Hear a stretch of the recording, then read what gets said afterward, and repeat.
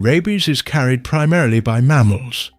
Bats, dogs, foxes, raccoons and wolves are among the most common hosts worldwide. The virus lives in saliva, and it enters the human body through a bite. Once inside, it does not rush to the brain. It first settles into the muscle tissue near the wound, sometimes for days or weeks, before entering the peripheral nerves, the long nerve fibers that run through the body. Inside those nerves, it travels slowly between 50 and 100 millimeters per day, moving steadily toward the spinal cord.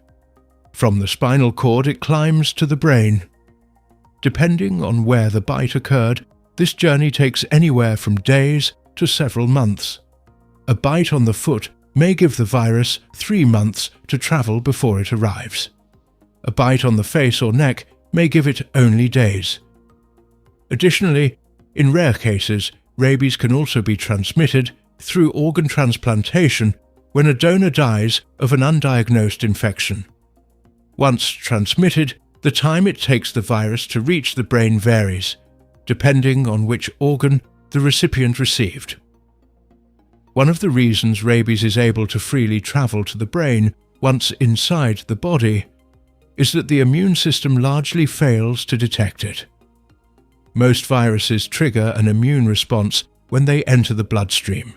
The body identifies foreign proteins, raises the alarm, and begins producing antibodies. Rabies bypasses this almost entirely. After entering through a bite, it moves directly into muscle tissue and then into nerve cells. And nerve cells are one of the most immunologically sheltered environments in the body. The immune system does not patrol nerve tissue the way it patrols the bloodstream and organs. Nerves are partially hidden from immune surveillance in a phenomenon called immune privilege. Rabies exploits this by traveling entirely within the nervous system, cloaked from detection until it reaches the brain. By the time the immune system mounts any meaningful response, the virus has already completed its journey. The word rabies comes from the Latin word rabere, meaning to rave or to be mad. And once the virus reaches the brain, the name becomes obvious. The first symptoms resemble a flu, fever, headache, fatigue, a tingling or burning sensation around the original bite site. Within days, the infection begins attacking the brain in earnest. The infected person develops an intense, uncontrollable fear of water, called hydrophobia, where even the sight or the sound of water triggers violent throat spasms, which makes swallowing nearly impossible. Then agitation, confusion, and hallucinations follow. The infected become aggressive and disoriented, sometimes biting others. Excessive saliva production causes the characteristic foaming at the mouth. Eventually the body fails, paralysis spreads, the person falls into a coma, and without intervention, death follows within days of the first symptoms appearing. Those symptoms are not random damage. They are a near-perfect transmission mechanism. The virus has essentially reprogrammed its host to maximize its own spread. Increased saliva production loads the mouth with virus. The inability to swallow keeps that infected saliva from being cleared. The aggression and biting behavior delivers it directly into the next host. Rabies does not simply kill its host, it uses the host to replicate itself first, with a biological precision that took millions of years of evolution to produce. Once symptoms appear, there is almost nothing medicine can do. The fatality rate after symptom onset is effectively 100%, making rabies one of the deadliest infectious diseases known to science. Around 59,000 people die from it every year, and that figure is widely considered an undercount, as many deaths in rural parts of Africa and Asia go undiagnosed and unrecorded.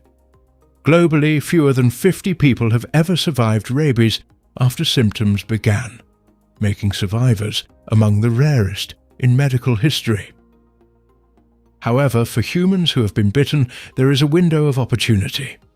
If treatment begins before symptoms appear, a course of the rabies vaccine combined with rabies immunoglobulin, which are antibodies that immediately neutralize the virus, can prevent the infection from ever reaching the brain. The further the bite is from the brain, the more time there is to act. A bite on the ankle may allow weeks of response time. A bite on the neck may allow only days.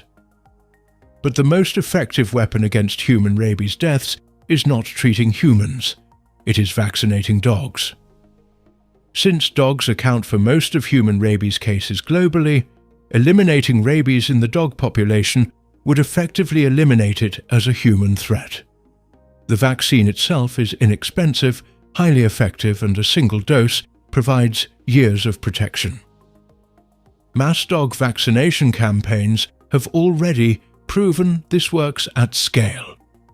In the 1980s, Western Europe ran coordinated vaccination programs targeting wild fox populations by dropping vaccine-laced bait from aircraft across forests and countryside. Fox rabies, which had been endemic across Europe for decades, was effectively eradicated. Taiwan eliminated dog rabies entirely in 1961 through mass vaccination and has remained rabies-free in dogs ever since. The United States has no indigenous dog rabies remaining, owing entirely to decades of consistent vaccination. The barriers to replicating this globally are not scientific. The vaccine works, the strategy is proven, and the cost per dog is minimal. The barriers are funding, infrastructure, and political will in the regions where rabies still kills tens of thousands of people every year. A modern failure made all the more striking by the fact that humanity has been grappling with this disease since the dawn of recorded history. Because rabies is one of the oldest diseases recorded in human history. The earliest known description appears in the Eshnunna Code, a Mesopotamian legal text which imposed penalties on owners of dogs that bit and killed people with a foaming disease. Ancient Egyptian texts from roughly the same period describe a maddening illness transmitted by dog bites. Aristotle documented it in the 4th century BC, noting correctly that it spread through the saliva of infected animals. Through the Middle Ages, rabies was a constant and terrifying presence in European communities, frequently triggering mass cullings of dogs and wolves when outbreaks occurred. There was no treatment, no understanding of its cause, and no reliable prevention. A bite from a rabid animal was considered a death sentence, and for virtually all of human history, it was exactly that. That changed on July 6, 1885. Louis Pasteur was a French chemist who had already revolutionized medicine with his germ theory of disease and his development of vaccines for chicken cholera and anthrax. He had been working on a rabies vaccine for years, testing progressively weakened preparations of the virus on dogs with promising results, but he had never administered it to a human. On that July morning, a 9-year-old boy named Joseph Meister was brought to his lab in Paris. He had been attacked 2 days earlier by a rabid dog and bitten 14 times. The wounds were severe enough that the local doctor who had treated him told the boy's mother there was no hope. Pasteur consulted with 2 physicians who agreed that given the certainty of death without intervention, the experimental vaccine was justified. Over the following 13 days, Pasteur administered a course of injections using progressively stronger preparations of the weakened virus. Meister survived. He remained healthy, returned home, and eventually became the gatekeeper of the Pasteur Institute in Paris. The vaccine Pasteur developed became the foundation of every rabies treatment that has followed, and his name remains synonymous with one of the most important breakthroughs in the history of medicine. Click the video on your screen right now, and I'll explain another everyday mystery you've wondered about your whole life, but never thought to look up.